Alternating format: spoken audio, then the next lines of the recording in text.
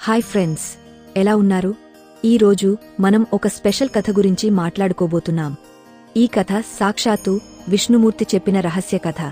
ఇప్పటివరకు ఎవరూ బయటపెట్టని ఈ గాథ వింటే మీ మనసు ఆశ్చర్యంతో నిండిపోతుంది. ఇది కేవలం కథ మాత్రమే కాదు, జీవితంలో ధర్మం, కర్మ, విశ్వాసం గురించి ఒక గొప్ప సందేశం ఇస్తుంది.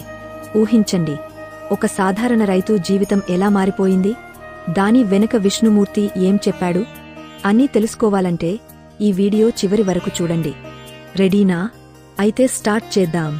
ఒకసారి అర్జునుడు విష్ణుమూర్తి దగ్గరికి వెళ్లి ఇలా అడిగాడు, స్వామీ, ఈ జీవితం ఎందుకు ఇంత క్లిష్టంగా ఉంది? మంచివాళ్లకి కష్టాలు, చెడ్డవాళ్లకి సుఖాలు, ఇది ఎందుకు జరుగుతుంది? విష్ణుమూర్తి స్మైల్ ఇస్తూ ఇలా అన్నాడు, పార్థ, నీ సందేహం తీర్చడానికి ఒక కథ చెబుతాను. ఈ కథలో నీ ప్రశ్నలకు సమాధానాలు దొరుకుతాయి. అలా విష్ణుమూర్తి కథ మొదలెట్టాడు. చాలా కాలం క్రితం ఒక గ్రామంలో సత్యరాం అనే రైతు ఉండేవాడు. ఈ సత్యరాం పేరుకు తగ్గట్టే సత్యంగా జీవించేవాడు. ఎవరిమీద అసూయ లేదు, ఎవరి సంపద మీద ఆశలేదు. రోజూ పొలంలో కష్టపడి పనిచేసేవాడు. కాని అతని జీవితం మాత్రం కష్టాలతో నిండిపోయింది.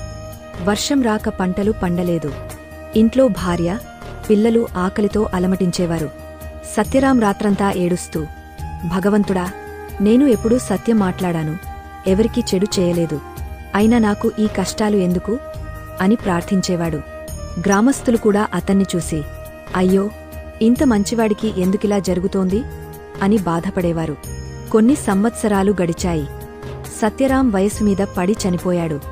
అతని ఆత్మ వైకుంఠానికి చేరుకుంది. అక్కడ విష్ణుమూర్తి ముందు నిలబడి సత్యరాం ఇలా అడిగాడు, ప్రభూ, నా జీవితంలో సత్యాన్ని ఆచరించాను, ఎవర్నీ మోసం చేయలేదు, అయినా నాకు సుఖం దొరకలేదు, కష్టాలే వచ్చాయి.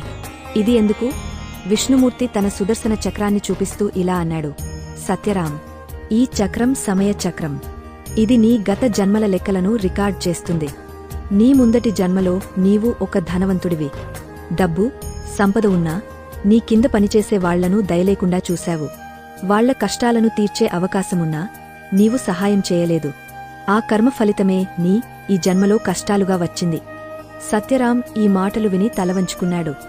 విష్ణుమూర్తి మళ్లీ ఇలా అన్నాడు, ఈ జన్మలో నీవు సత్యంగా జీవించావు. నీ గత కర్మ శిక్షను అనుభవించి ఇప్పుడు నీ ఆత్మశుద్ధి అయింది. ఇక నీకు ఒక శుభ జన్మ ఇస్తాను. ఈసారి సత్యంతో పాటు జ్ఞానం కూడా ఇస్తాను. అలా సత్యరాం మరో జన్మలో సంతోషంగా, సంపన్నంగా జన్మించాడు. ఈ కథ విన్న అర్జునుడు, స్వామీ, ఈ కర్మ అంటే ఏంటి? మంచివాళ్లకి కష్టాలు ఎందుకు వస్తాయి అని అడిగాడు. విష్ణుమూర్తి ఇలా చెప్పాడు, పార్థ, కర్మ అనేది ఒక చక్రం లాంటిది. నీవు చేసిన ప్రతి పని, మంచైనా చెడైనా, గాలిలా తిరిగే నీ దగ్గరికే వస్తుంది. మంచి చేస్తే ఆలస్యమైన ఫలితం వస్తుంది. చెడు చేస్తే క్షణికంగా సుఖం కనిపించినా చివరికి నాశనం తప్పదు. ఈ లోకంలో జరిగే ప్రతిదీ ఒక కారణంతోనే జరుగుతుంది. అది కళ్లకు కనిపించకపోవచ్చు, కాని విశ్వంలో లెక్కలు తప్పవు. ఈ కథ మనకు ఏం చెబుతుంది? జీవితం అంటే ఈ ఒక్క జన్మ మాత్రమే కాదు. మనం చేసిన పనులు గత జన్మల నుంచి మనల్ని వెంటాడతాయి. సత్యరాం గత జన్మలో స్వార్థంగా ఉన్నాడు, కాబట్టి ఈ జన్మలో కష్టపడ్డాడు. కాని ఈ జన్మలో సత్యంగా జీవించి తన కర్మను శుద్ధి చేసుకున్నాడు. అంటే మనం ఇప్పుడు మంచి చేస్తే భవిష్యత్తులో మంచి ఫలితాలు వస్తాయి. ఇది ఒక గొప్ప జీవన సత్యం.